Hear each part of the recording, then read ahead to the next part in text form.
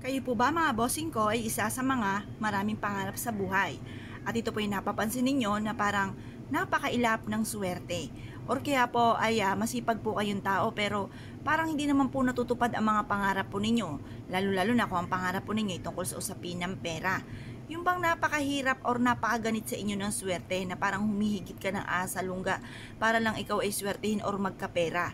Ngayon po mga bossing, ako po yung may share sa inyo para mas maging magaan ang daloy ng swerte at ang mga kamalasan ninyo ay mawala na sa buhay po ninyo. Pero syempre, bago nyo po ito gawin, kailangan ikaw ay may positibong pananaw sa buhay. Kontrahin nyo kung ano man yung mga pangit na nasa isipan nyo or nagaganap sa ngayon.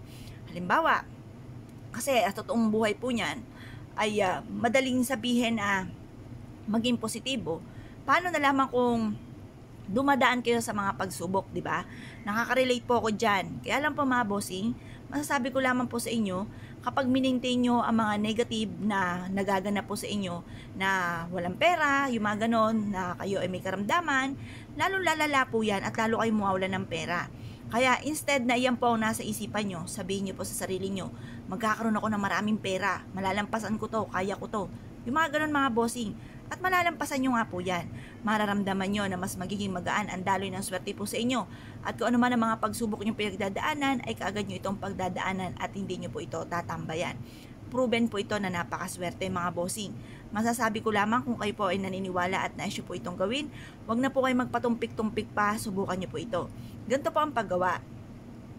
Ako po ay lagi ko pong sinishare, mainam sa may liwanag ng sinag ng araw. Sa umaga nyo po ito gagawin para hindi masyado masanteng, masakit sa balat at parang tunay na sobrang swerte dumating po sa inyo. Gawin nyo po ito ng 6:30 or kaya po ay alas 7. Matatapos ang ating mga pampaswerte hanggang alas 8 lang ng umaga. Kumuha po kayo ng isang pouch or isang unton. Gumawa po kayo at kayo po ay humarap sa may silangan. Manalangin ng taimtim at i-wish nyo po na sa pamamagitan nito kayo po isuswerte na. Puro swerte ang darating, walang kamalasan na darating po sa inyo. Ngayon po mga bossing, kung kayo po naniniwala, mag-wish na po kayo ng halimbawa ay ganito, walang gamit na sana. Magkakaroon ako ng napakaraming pera at lahat ng mga pangarap ko ay matutupad. Mabibili ko lahat ang aking mga pangangailangan at kailanman na hindi na ako mamumblema tungkol sa usapin ng pera. Tapos, mag-wish rin po kayo na magkakaroon ako ng sarili kong bahay, magkakaroon ako ng negosyo na dito na ako yayaman, magkakaroon ako ng mga sasakyan, magkakaroon kami ng masayang pamilya, walang karamdaman, malayo sa anumang kapahamakan. Ganun po ang mga pag-wish mga bossing. Walang gamit na sana, direct to the point. Pagtapos na po kayo mag-wish mga bossing ko, ilagay nyo po ito sa isang pouch or kaya sa isang ziplock, sa isang plastic. Ilagay sa bulsa or ilagay sa inyo pong bag.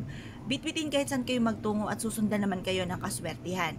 Kung naniniwala ka at nais po itong gawin, huwag na po kayo magpatumpik-tumpik pa. Proven po ito na maswerte.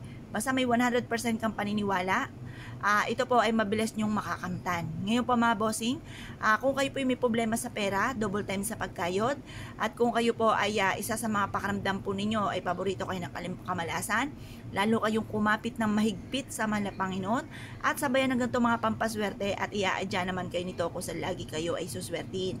Kaya kung kayo pinaniwala, siya mga bossing, good luck po sa iyo po lahat.